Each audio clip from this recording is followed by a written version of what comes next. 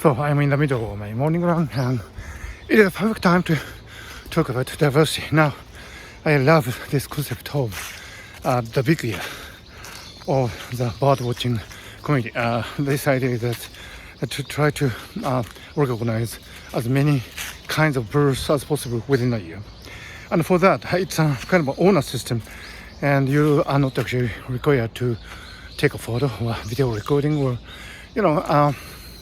record a bird song and so on. Because, right now I'm listening to all these wonderful birds, and I might not be able to actually record them. But once you recognize a particular bird species, that adds to your diversity. So diversity is about, being off the record, because, when you, for example, encounter a really interesting person, it's not necessarily true that you can record him or her, or other genders, and it's simply there and it's gone. I mean, I've seen many interesting people. For example, I was in a conference once in Tucson, Arizona, and there was this really interesting guy, handing out pamphlets, and he was really interesting, but I didn't have any photo or recording of him.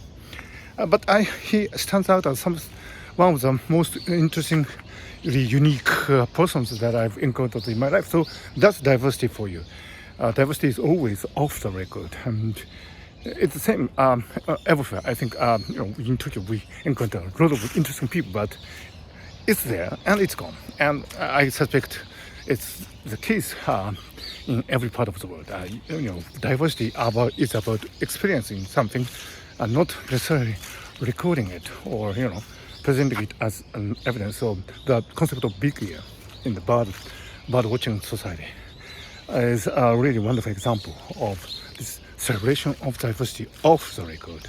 So as I said, diversity is always off the record in essence. So with that thought, I continue my morning run.